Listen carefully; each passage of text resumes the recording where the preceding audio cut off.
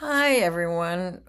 We're happy to be here today at the American Makerspace in Qarshi. We're coming to you virtually from different parts of the United States. And today we're going to talk about digital drawing and painting. This is a series of presentations, and this is our first one. So, we're part of a group called Techspressionism. And what Techspressionism is, it's a new term, and you can read on the screen what it is. It's an artistic approach which uses technology, and we're expressing emotional experience. We're working in a tradition of expressionism, has been around for a long time. And we're also a networked global community. So we're happy to welcome you to that global community. We, as a group, have monthly salons, co-working. We all get on, we look at each other's work, encourage each other to work. We have exhibitions, and we have a large number of interviews online. And you can find out more about us at any of these websites. The one that's techspressionism.com, Uzbekistan, is from an exhibit that we did. So let me know if any of this isn't working properly at any time because we're all friends here. So what you're seeing, what we've given to the space in here, American Makerspace in Qarshi, is a digital screen video that was part of an exhibit that we had in Urgench. So this is what brought us originally to Uzbekistan, this museum. And the director of the museum, Shirin Tashova, was absolutely so helpful getting us started, getting us interested in Uzbekistan, arranging the exhibit. And so here she is. You can see her picture if you ever go to Urgench. She would be happy to show you the museum. So only a small number of artists could be in the original exhibit. And so we made this digital video that you have been able to see. This is just a little bit about me. I'm not presenting today. I will be presenting this piece in a few weeks. But we thought it would be nice if I'm on screen. You might want to know that I work with plankton with microscopic life. So come back for art and science. Later. And these are the people who are presenting today. You just saw them on the screen, but it's kind of nice to see who they are again. So if they start talking and you're not seeing them. And we want to remind you that this is part of a series. So there are a number of upcoming sessions. We hope that every 2 weeks you will show up and find out more about what you can do with computers. So today we're talking about digital painting and drawing, pixels as tools and substrate, pixels as the actual material that you're using. And most our presentations are to get you motivated. They're about conceptual, the ideas behind what people do, what makes them do what they do. But I will give you a very short overview of tools that you can use. So this is not instruction, but you can read on you see on YouTube. So you have on all of your computers, or you should, Microsoft Paint, which is a painting program now included in the software. And the great thing about Microsoft Paint is that it allows you to have layers. Many of the artists will talk about what it means to have different layers of image and put them together. And it allows you to make the image, the picture on the left is what I scribbled last night quickly, just to show that you can have a geometric form, any geometric form, curved or not, and you can outline it, and you can also draw on top of it. And the one on the right is from the Microsoft site where they're showing that you can uh, different ways of working with a photograph and drawing and erasing, which is a tool a lot of people use. Fresh Paint is a free piece of software that can be installed on your computers. I don't know if it's installed yet. And it does the same thing. It mimics, it imitates, it copies what regular paint does. And so you can blend colors together. You can make it look like watercolor. You can make it look like a pencil, but it only has one layer. However, what people learn is that you can make an image in one piece of software, save it, and then open it in another piece of software. So by putting these together, so Photos, which is on your computer, was developed to change colors in photographs, but you actually can take the screenshot that I did yesterday when I was playing with painting, and I made it all one color, monochromatic, with yellow on top of it. So kind of boring, but there are reasons to do that in your creative process, um, putting more on top or making much more interesting strokes. As you will see, one of our presenters does have some work that's in black and white, Roz, but very creative. So these are tools, and again, you can save it and put it back into the other software. GIMP is free software that's very complicated, but not so complicated for those of you who are patient. And it's free, and we have recommended that at some point this go on to your computers. This is a full range of possibilities. It is in one piece of software. And I guess I took off. People have been asking me about printing out. And so this is I believe you have a laser printer. And I wanted to say that laser printers do last for decades. You may read that they're not usually used for fine art, but if you use heavy paper, I have done projects that have been printed out on a laser printer and they do last.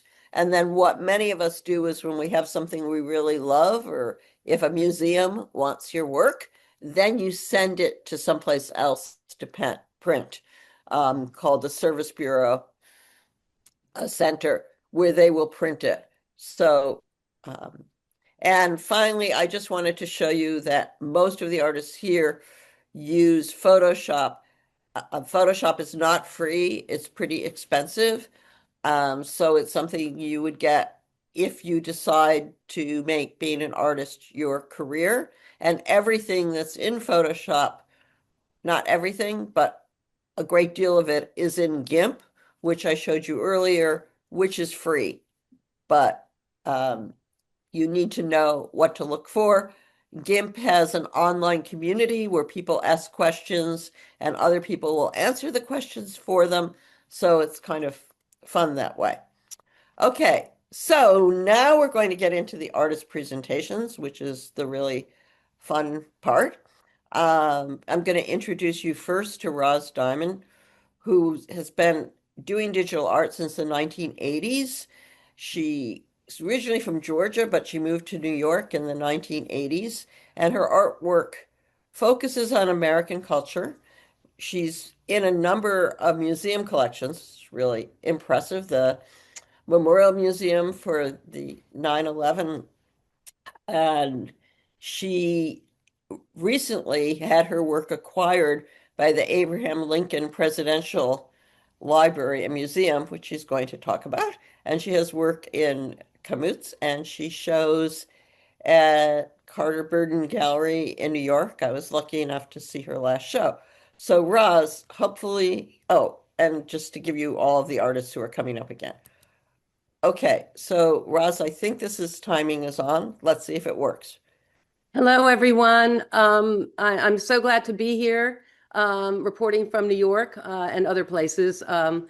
Let me just talk first before I show you work, things that we all should be thinking about when we start a digital work. How large or small is the piece? What material are you going out to? How many are you going to make? 1 or 1 million? And how much will the price be? Is it a gift or what's the charge for it? So these are just things to think about.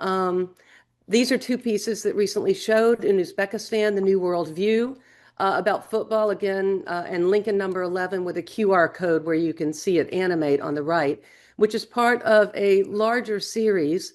Just a quick close-up look at the football painting, digital painting, which is recent. You can see there are multiple layers. I even take screenshots of the toolbar and put it in the piece as a sort of conscious reminder of I'm in this digital space. And for me, it's always been important to show those marks. Here's Lincoln number 11, which is now part of the Camus permanent collection and part of a larger series. I'm showing you the series 1 edition on the wall at the Lincoln Presidential Library Museum, where I recently spoke. It's about our 16th president, and it's kind of funny, but today is Lincoln's birthday. I don't know if you've heard of Abraham. I'm sure you've heard of Abraham Lincoln, I imagine, and he's one of our most famous and great men in our history. Here are two pieces from another edition of the Lincolns, only 10 of each, and that's at my gallery in New York. Size, again, looking at those pieces. How many editions are you going to make, and how many in each edition, and how are you going to number them? Also, these pieces were influenced by this photo by Alexander Gardner from 1863, showing a man who kept our country together and united us through a civil war. Always source people, like knowing that photograph is very important. Make sure you have the copyright, or if you don't, purchase it. Again, this is the piece I'm talking about, Lincoln number 11, but there are 19 of them. A few of them are actually not in digital. Here's a quick screenshot where I'm working on Lincoln number 11. I'm zooming in and out just like I would when I'm working on a canvas across the room. You can see all of the brushes that are the options, the multiple layers. Photoshop is just so powerful, but I mostly use the brush tool and the layering tool. This is a QR code that I also have in the collection, and I actually frame these and have sold a few where people have these pieces and they let you into an experience of all the layers coming up one at a time. So that's one of the great things when you work with layers. It's like going deep inside the Z math space of the digital, which allows us to be together right now, which I just find fascinating in every way, including spiritually, that we can be connected across the ocean right now. That was a fast rendition. Real quickly, the software I mainly use is Photoshop. Topaz lets you give more pixels and enlarge things, QR code generator. And I work with a young developer with software, even though I do know coding myself. I work on a MacBook Pro with 2 monitors, a Wacom tablet, a pen, and many other things. It's hard to remember everything, but it's the most important thing is bring your heart and your mind to your project. That's the best software and hardware you will ever have, especially as a creator. Sign your work. I mean, anybody can learn tools, but it's what you bring to it. Create your file info if you're in a digital software, and label your work. You never know where your work's going to end up, and people want to know it's you. Share your work. Let's be generous. This is an exciting, it's still, digital is still in its evolving state. And of course, AI is around the corner. Here's a few shots of the recent show with my fellow artist and Cynthia, who kind of led the charge here. Thank you. It's been wonderful to get to know your country. The reception was just beyond my expectations. And please be in touch. Thank you so much. And this is my Instagram handle. Please come share. Thanks a lot. Thanks, Roz. That was really great. And we're going to have time for questions at the end, so think about some of your questions. I'm next going to introduce Anne Shapiro, who began her career in higher education, teaching in universities or being a dean in a university and a professor. And while she was studying for her PhD, she started taking oil painting classes and then discovered computers. She actually told me it was through her nephew who was using computers, and began working as a computer artist in the mid 1980s, as did Roz, as did I, actually. And her primary medium is now digital art.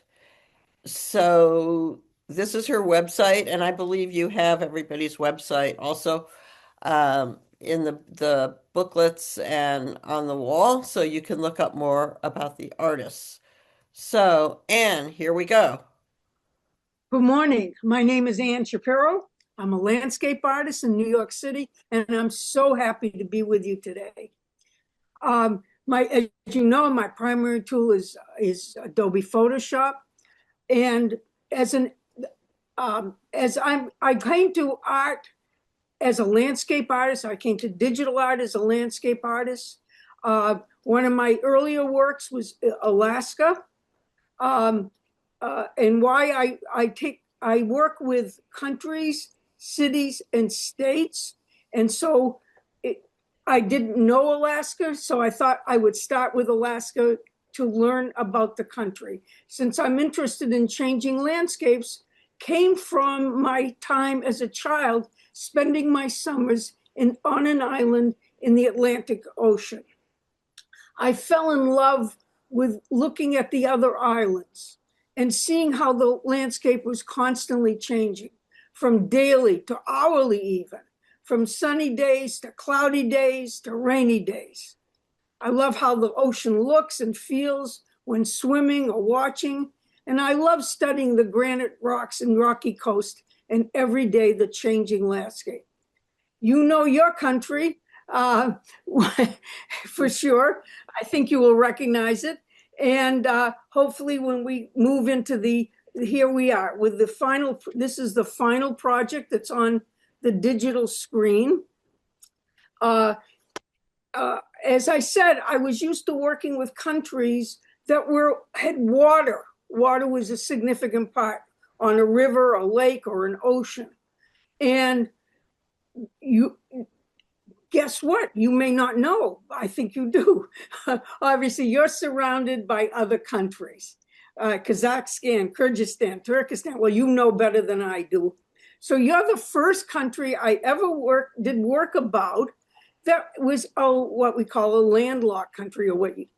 And what I wanted to do was, I always worked with water.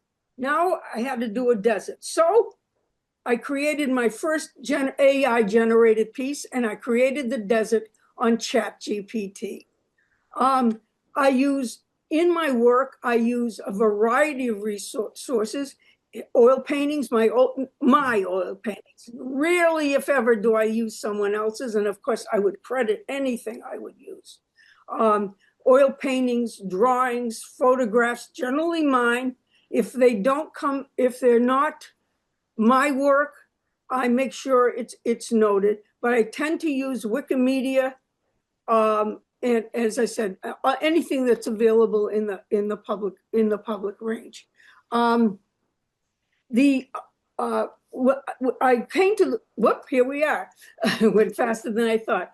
One of the things I wanted you to note in the changing landscape is the last 20 years I read. And I grew up in the blue zones. And your normal is so different from my normal, my childhood normal.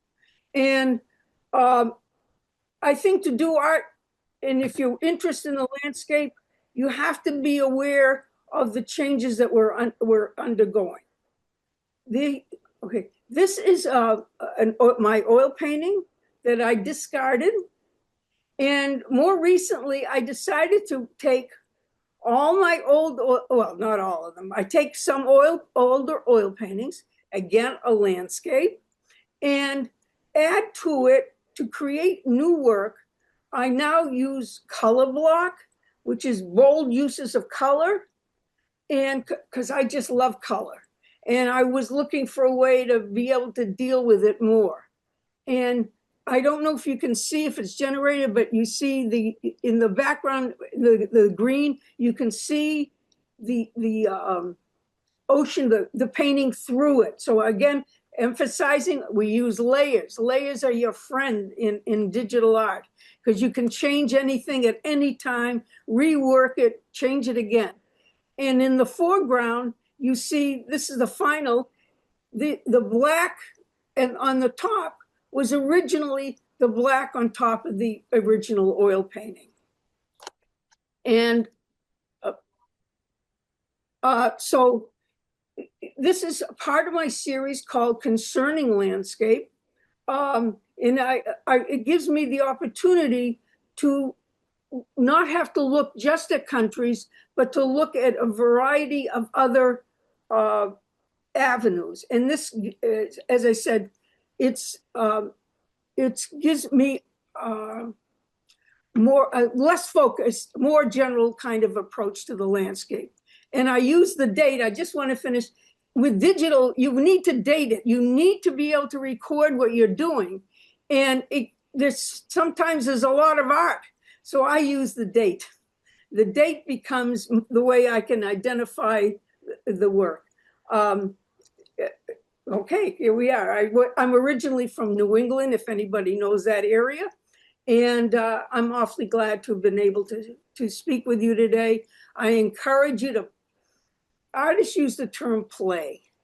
You want to get in there. Don't be afraid to make mistakes. It's from the mistakes you make that you grow. So keep that going. Where we are. I hope that you will have questions afterwards. I hope that this will aid in your understanding of some of what's involved in becoming an artist. Thank you very much. Thank you, Anne. That was really wonderful. And yes, and everybody should have a website. You can go and look at more work and find an email address too. Yeah. So Yeah, I'm next, yeah. Go ahead. Well, we're going to jump to Stephen and come back and have time for discussion. So Stephen is originally from Ithaca, New York. He began his career in music and acting, and he still is involved in music. In fact, he did the music for the digital screen. Oh, that was the spelling mistake everyone was pointing out. Now I see it. Composted instead of composed. I was looking and I couldn't find it. Okay, so using an automatic spell checker, I type very, very fast, and sometimes it guesses the word and then I don't see it made a mistake. So down at the bottom. Okay. He has been exhibiting visual art internationally for the last few years, but he's managed to be in many places in the world, which is very exciting. So he will tell you this himself, but Stephen really uses Instagram a lot. So it's important for him that you make note of his Instagram account. And he now lives in Houston, Texas, which for some of us is very far away. And in fact, I don't think I have ever been to Houston. And I don't know very many people. Stephen, I think you're the only person I know from Houston. Um, so that's just an interesting aside. Okay, here we go. Yes, I may be in Houston, but I'm just a click away, aren't I? So thank you, Cynthia, and thanks also to American Corners for hosting this event. Um, I'm showing first 5 pictures that were seen in Uzbekistan recently, and this is an occasion to thank the people of Uzbekistan. Here's one of them in close-up and gives you an idea of the kind of work that I do. I I make my art on tablets, on iPad, and I use particularly a technique called glitching. And glitching is a disruption of an image. So I start with photographs. I use photographs that I've taken and photographs that I've screen grabbed um, from the internet. So I'm going to take a picture actually that I've grabbed and show you the kind of work that I might do with it. So this glitching, this remixing, like we say in the music world, mashing up, you might even have heard that expression. So what I'm looking for in remixing, in glitching, is a kind of musical result, rhythm, repetition, structure. And I think that something very interesting starts to happen when you combine this photographic, the kind of storytelling you get from photographs, when you combine it with these musical qualities. I think something actually sort of poetic starts to happen. So I haven't developed any of these. These pictures are sort of on the way somewhere, perhaps. Um, uh, I love patterned forms. I'm very fond of the patterns you find in Oriental rugs, for instance, the kinds of traditional patterns that you can find in textiles and old architecture. And there's for me, extremely interesting meeting between that digital patterning and the photographic and the storytelling. If you do glitching and that kind of thing, there is a poetry in it, but it requires you to be patient. So I am showing you some images that I preserved, but I'm estimating probably 1 in 20. I save, and maybe 1 in 20 of those are things that I would actually show. Most of my glitching has just put in the trash. I've had to learn to be happy with discarding, with throwing things away. But all sorts of interesting things can happen. Now, I want to show you more finished work now. This is getting closer to being finished. So I added that light. There are all sorts of things that make sense. Interesting things happen. And when you're repeating the glitching, the creation of repeating patterns, all sorts of interesting things happen. Now, you may remember the original picture, there was a woman on the left, and this glitch was especially interesting for me because that person on the left is now sort of two people, and they seem a little less female, a little more male. It's not that I'm looking for something ambiguous, but this is a final version. There's a quality of a human being there, but there's a kind of a richness, I think, that has happened in the progression. So I'm rather happy with this final project. There's my website. And please do follow me on Instagram. So I'm delighted to be connected with you. I can sort of see some faces out there and hello.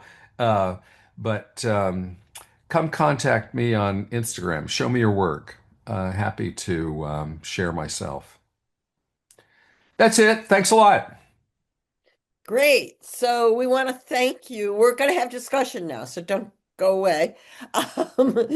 But we want to thank the Makerspace for hosting us and also Kamut's for getting this whole project started of bringing us to Uzbekistan. And I do want to say our exhibit is also at Art Station in Samarkand. We thought it was be closed by now, but we have heard that it's there.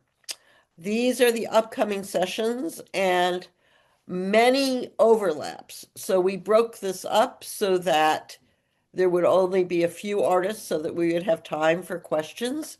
But in each one of these categories, you will find artists who use the painting tools, or when people are using AI, you will find that there are people who are painting who are also using AI, as Anne just mentioned that she got the desert from using Chat GPT. So these are, if you put them all together, you'll find out some of the things that can be done.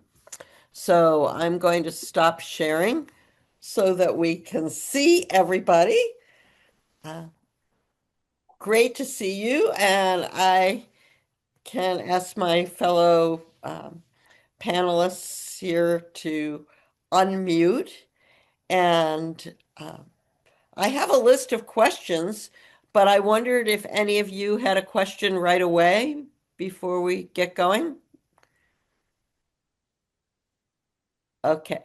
Anyone in the group? I think you have a laptop there so you can answer questions. So, how many of you in Uzbekistan do now paint or draw or just what we call doodle, play around on paper and paint and draw? Are you painting now? On Yeah. Okay.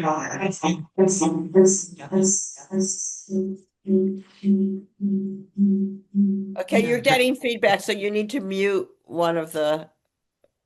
Okay, great.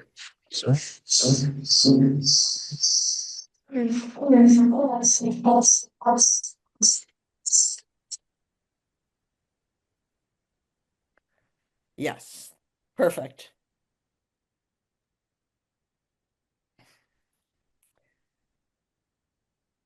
Okay, Roz, you're muted, by the way.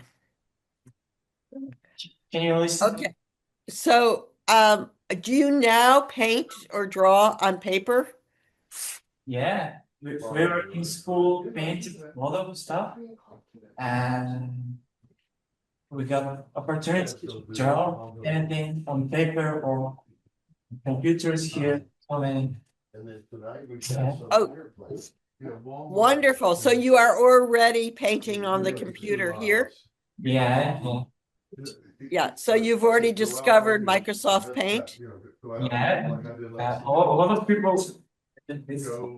A lot of people know about Microsoft products in Uzbekistan, for example, Microsoft Slideshow, Microsoft products like Microsoft Visuals, and so yeah, I personally know about that products, and I don't know, it is my opinion.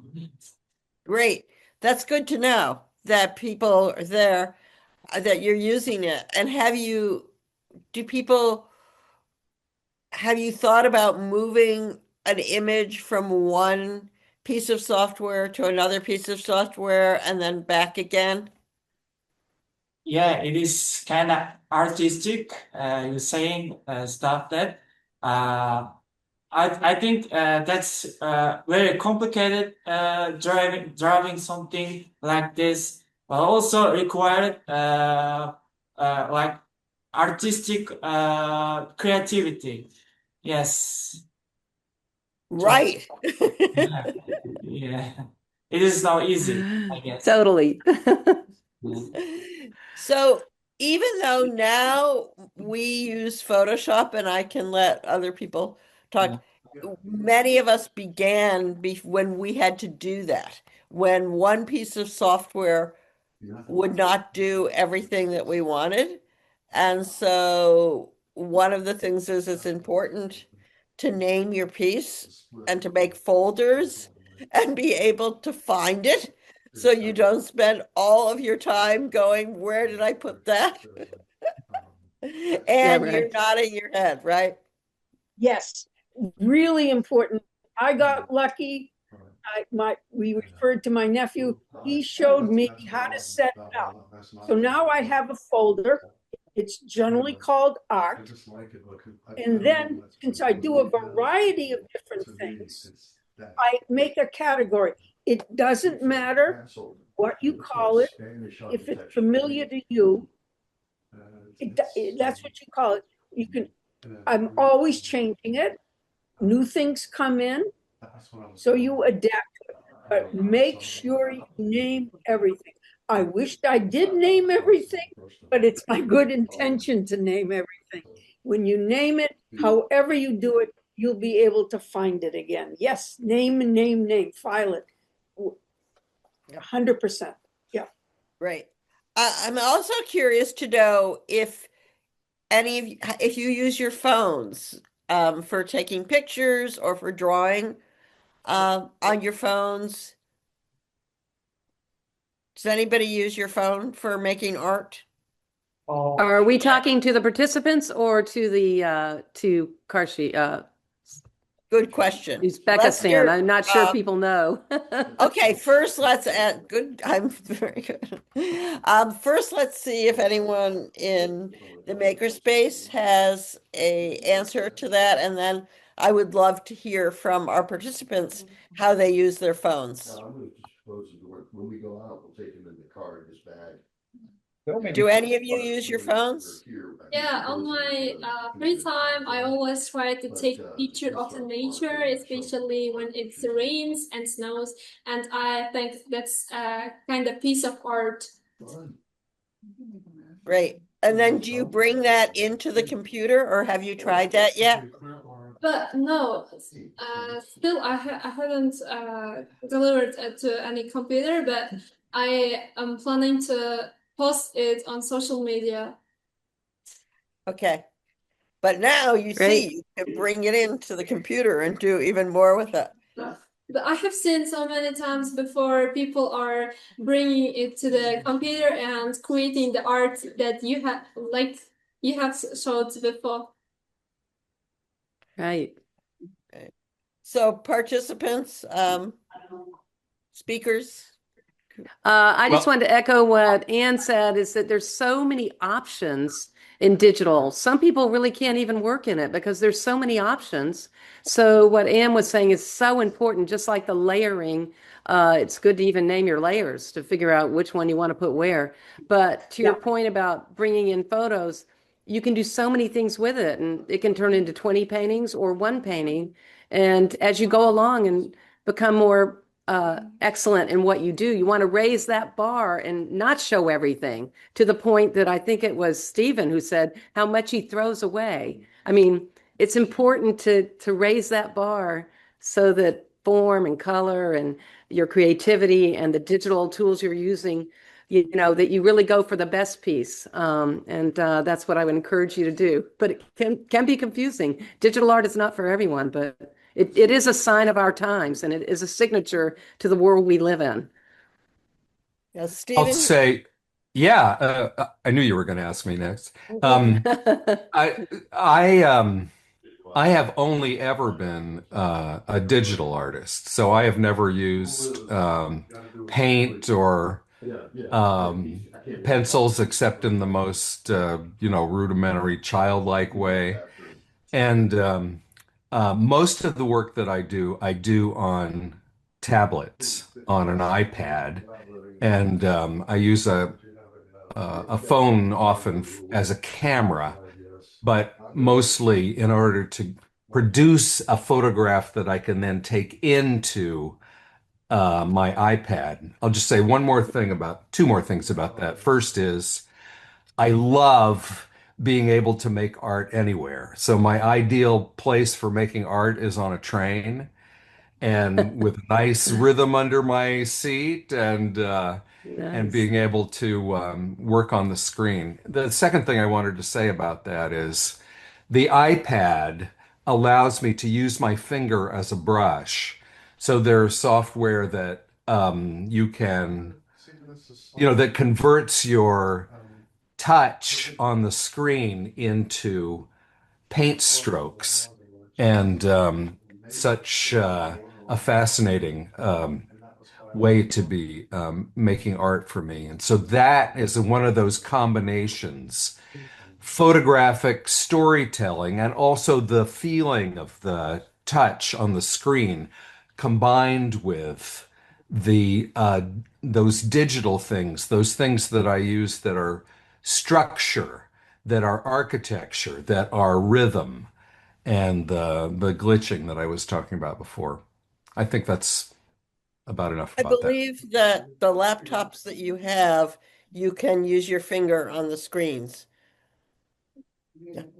So you can Yeah. do it I there. want to just tag on to that, Stephen, that I work in all media still, but mainly digital. But recently I'm going back to, using Conti crayon and charcoal on paper. And my work does look alike. You can see my drawing skill and my touch.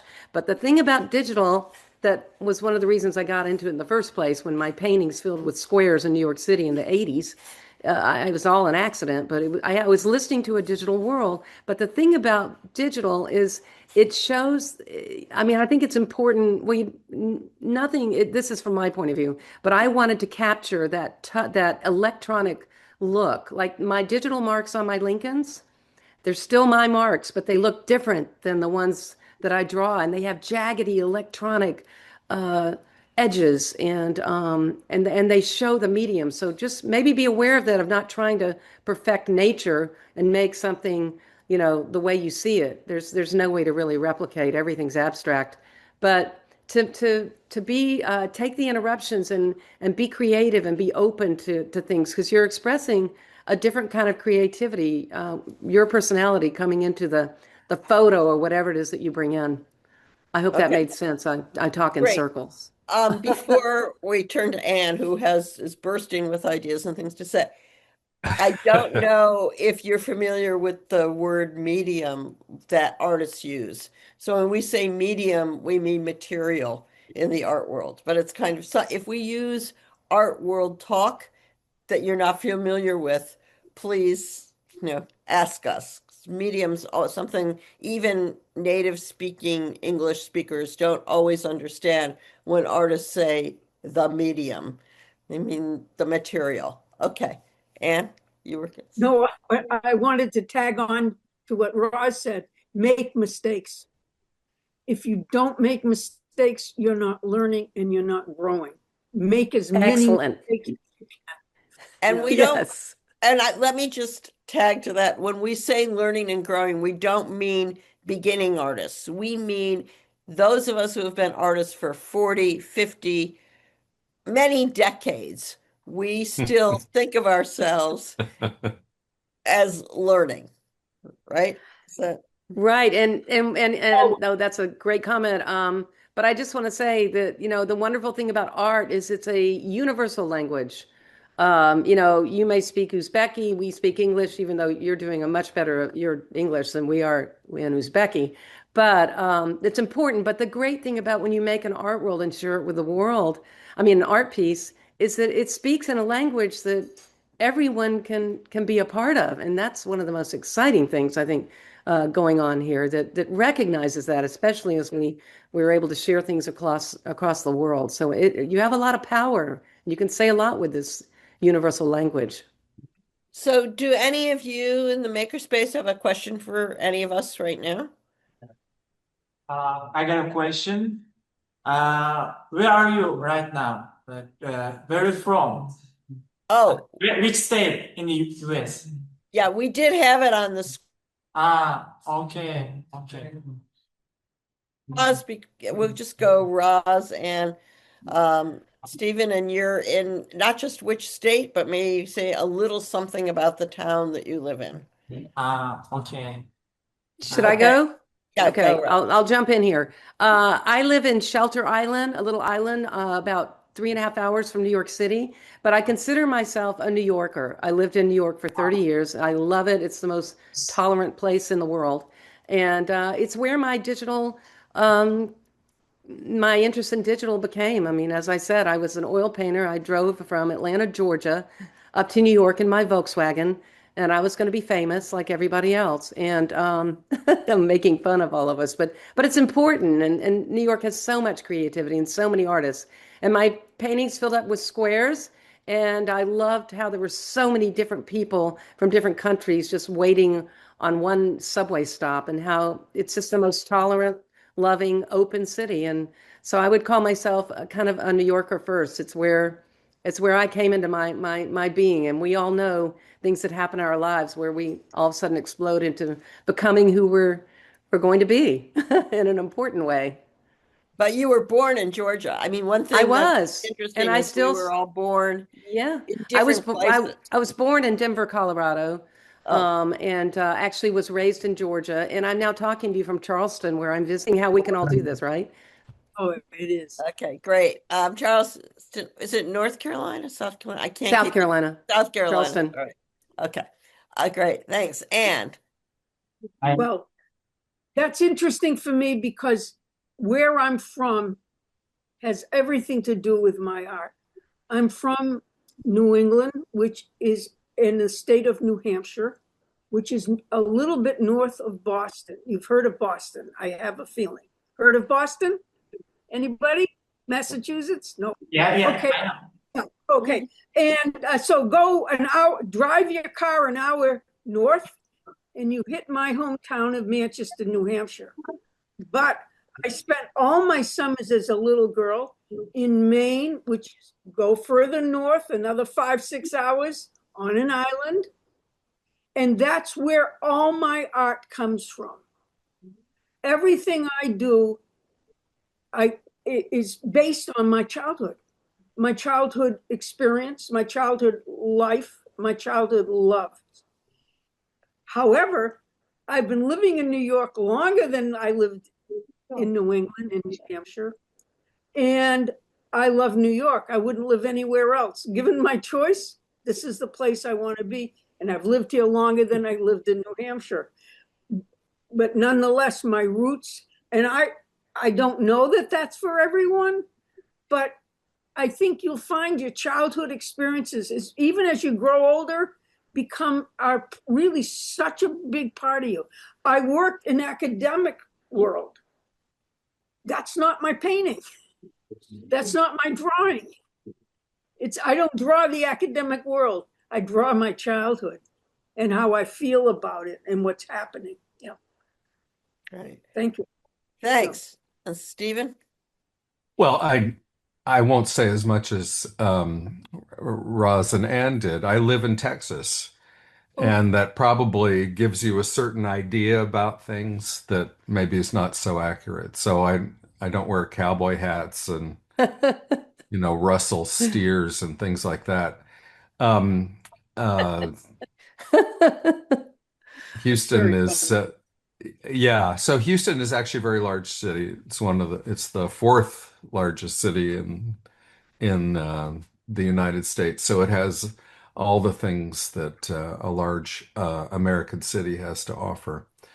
But I would say, as an artist, I live online, and I'm delighted by being able to do that and to associate with such people as Cynthia and Anne and Roz, and to show my work and also to connect with you. Great. Thanks. So I'll answer very briefly for myself too. And by the way, that is my image of Texas cowboy hats. So I did live in Butte, Me Montana too. for a year, which is a much smaller city in the Rocky Mountains where people still are cowboys. So I'm like have that image. I'm originally from Rochester, New York, which is the third largest city in New York State, and it is not a suburb of New York City. It is about well, when I was a kid, it was about an 8 hour drive. Americans talk in time, not in miles or kilometers. We don't even know miles and kilometers. Um, and now it's probably still about a 7 hour drive. It's across the lake. It's on Lake Ontario, which is the furthest east of the Great Lakes dividing the United States and Canada. So it's roughly opposite Toronto. And I've spent much of my life on the border. Uh, I've lived all over. I went to school in Ohio. I lived in Montana. I lived in New Hampshire. I lived many years in Vermont. But now I live in Connecticut, which is in between New York and Boston, but much closer to New York. And I live here because I can get on a cheap train that runs 2 trains an hour, and I will be in New York in 2 hours, which sounds like a long time, but now that you have your laptop and your phone, you just get on the train and you work, and the next thing you know, you're in Grand Central Station. And sometimes I feel like where I really live is in Grand Central Station. Oh, so great. Any I, other questions? Yeah. I want to say, I'm from New England. We talk in miles. The Oh, really? reason she talks in hours is because there's more traffic. Funny. More Yeah, cars. Yeah. I learned this in one of my jobs where I had to drive. Yeah. But we all talk in pixels, right? We can all agree on that. Yes, 100%. We talk in pixels. It's communication. It's interesting how you can live right next door and not even know your neighbor. So it's endless. Communication is the thing to work on. Do you have any other questions for the artists? I got a question, personally. Do you know about Leonard Cohen? He is a singer from New York and famous. I think you should know about this artist. What's his name? Leonard Cohen. Leonard Cohen. It is classic European style artist, and he is very famous in New York. He got famous music called Thousand Kisses Deep. Ooh, great name. Oh, Great Thousand title. We'll look at it. Yeah. We'll look into it. Love that title. Yeah, where is he from? He is from originally Europe, but he's most of work of arts about America, United States of America, and he's very famous actually, Leonard Cohen, and Oh, it is Leonard Cohen. Leonard yeah, Cohen? Cohen. Yes, Right. sorry. See, Oh, Yeah, we love him. yes, he's I know, actually a I know. Montreal. He's our Hallelujah. Yeah. favorite. He's Yeah, He's actually a great. Montrealer. He's from Montreal. yeah. And when I lived in Vermont, my big city was on the other side of the border. Montreal was my closest city. I would go about once a week, and everybody in Montreal, oh yeah, I know his uncle. I know, he's so it was important to the community. And then he lived in New York, and for our generation, he was really the greatest.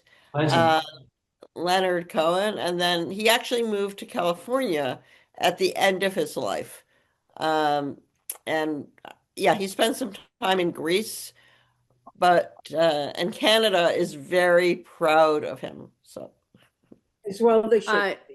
I well, wanted they to should share be. something since you brought up Leonard Cohen, and I think we can all relate, and it kind of gets back to Stephen's point about, and all of us about making mistakes. Anne, I think, really said, yeah, don't be afraid. But Leonard Cohen said, ring the bells that still can ring. There's a crack in everything. That's how the light gets in. Yeah, I love that. 1,000 kisses to that. Yes. Yeah. Very good. Yeah, he inspires. And by the way, listening to music when you work can really keep you going. So I'm glad that that came up. Inspiration. It's inspiration. Yeah. I Okay. love how your country says thank you. When we were in your country so many times, everyone was so generous, and then they would put their hands over their heart, and we just, my husband and I both, James Dawson, he's such a part of my work. We just love that response, and thank you so much. It's a privilege to have my work and all of our work in your country and have this dialogue. Thank you. Thank you. Yes, I want to add to that. Grateful for the welcome that I got in Uzbekistan, and everywhere I went, People were generous. People went out of their way to help me. I'm grateful and so happy that I got to visit your country. I didn't visit, but I'm happy to be sharing this experience with you. And I have to say, when I start a project, I'm not listening to music. When it's working on it, I'm listening. But at the beginning, silence. Yeah. We all work differently. That's what makes the world a happier place when it can be. Yeah. So, any more questions? I'm curious, we're running up on the end of our hour, and we were trying to stick to an hour. But one of the things I wanted to mention was feeling the wall of the computer screen. Like it feels like something you can't get into, and then at some point you break it, and it feels as natural as anything else that you do. It's as natural as drawing on paper. And I wonder if you're in the middle of breaking that wall or if you've all broken it, how you feel about it. Does does it feel comfortable for you yet on the computer? Absolutely. I Yes. love anything about America. I love America. I love American people. I love every single American thing. I love New York City, Texas, California. Wow. It is culture. It is future. I love ChatGPT. Anything about America. I personally love. I love That's all of you. Thank you. You know, it's not actually the same culture. It's good that I'm very glad that I you know. asked the question about states because we have some differences as you move around. But We'll keep it at that. we'll keep it at that. Yeah, culturally, Good. we're very different. Yeah.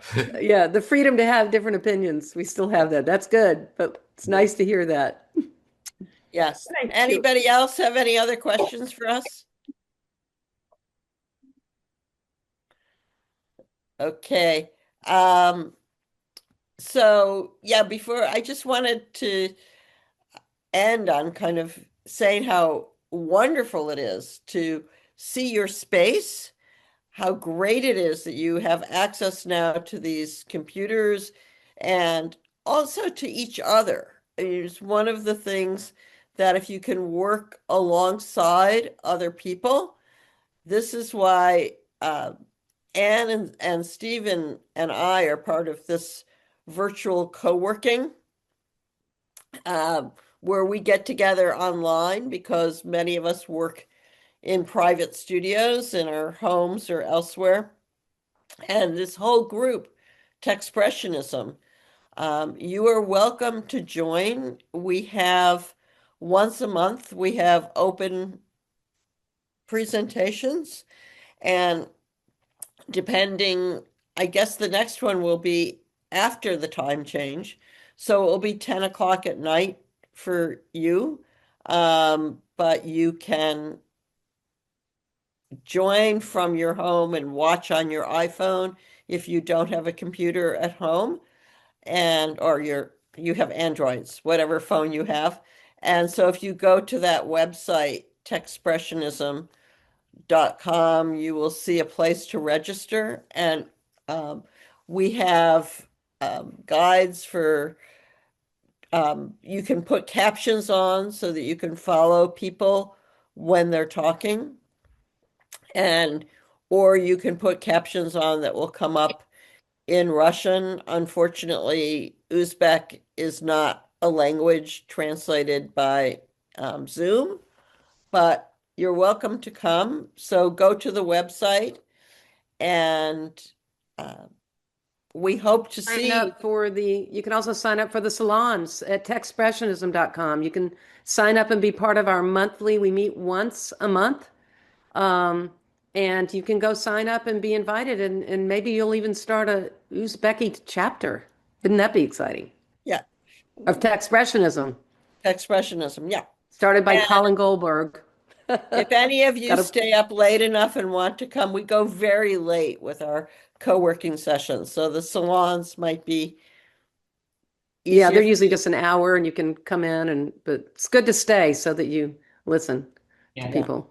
So you're welcome to sign up for that. And it's the first Thursday of every month. So we tried to have them not the same days as this series, but they might be. And please tell your colleagues to come next month. We are aware that next month, for those of you who'll be fasting, that will be in the middle that you'll break your fast in the middle, and we are planning to give you a little break for that. So that's one of the things as Americans, we honor traditions. So if there aren't any more questions, we tried to finish this within an hour because I think your center is closing now. Yeah. Is that right? Thank you for the social. It was very full of information and it was also useful for us. And from this session, I have started to get interested in the art, especially in the digital art. Great. Great. That's Wonderful. wonderful. Yeah. Great. So Thank you so much. thanks. We're so happy to know all of you. So please go to our websites, get in touch with us. We will make sure you have people's email addresses if you want to ask any more questions or just follow us on Instagram. Okay. Even Yeah. me. Thank you. It was such a great session. Yeah. So lovely. Thank you so much for like sharing what Techspressionism is. Greatly appreciated. Thank you so much for your time. Yeah. Great. Well, it's wonderful to see everybody. And to my little group, maybe we'll get together in a different Zoom room in a little while. I can send you a link if you want to. Yeah, we will Thank you all. try again. Yes. Yeah, Thank try you. again. So we hope to see you in 2 weeks.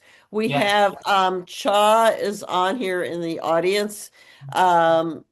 He is the person who will be moderating in 2 weeks. So we hope to see you. And okay, great. Thank you. Thank you so much. You too. Thank you for Thank supporting you. us. Okay. Bye.